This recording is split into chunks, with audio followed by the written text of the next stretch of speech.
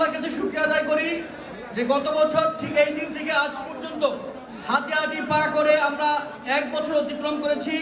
এই পথ আমাদের জন্য অনেক কঠিন ছিল। আমাদেরকে মিডিয়া দিয়ে নানাভাবে ফ্রেম করা হয়েছে। আমাদের জাতীয় ছাত্র শক্তির মধ্যে অন্যান্য ছাত্র সংগঠনের অনুপ্রবেশ ঘটানো হয়েছে। সেই অনুপ্রবেশ সত্ত্বেও, মিডিয়ার ফ্রেমিং সত্ত্বেও আমরা 1 বছর পূর্ণ করেছি। এই যে 1 বছর পূর্ণ হয়েছে, এর সকল কৃতিত্ব, এর সকল ক্রেডিট একমাত্র আপনাদের, যারা আপনারা দেশের বিভিন্ন অঞ্চলে তৃণমূলে কাজ করেন। একমাত্র সেই সকল সংগঠকদের বলেই আমরা বিভিন্ন রকমের বাধা সত্ত্বেও, প্রতিকূলতা সত্ত্বেও 1 বছর অতিক্রম করতে পেরেছি। আজকের প্রতিষ্ঠা বার্ষিকীর এই দিনে আমি আপনাদেরকে 2টা অনুরোধ করি।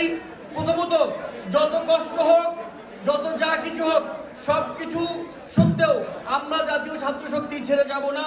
একই সঙ্গে আমাদের এই পথ চলা কোনোভাবেই নিজেদের স্বার্থের জন্য নয়, এটা একমাত্র দেশের জন্য। প্রিয় বন্ধুগণ, এই পথে থাকবার আহ্বান জানিয়ে আমরা একসঙ্গে আরো অনেকগুলো প্রতিষ্ঠা বার্ষিকী পালন করব, সেই প্রত্যাশা রেখে আজকের মতো এই ইফতারের পূর্ব মুহূর্তের অধিবেশন এখানে সমাপ্ত ঘোষণা করছি। ইফতারের পরে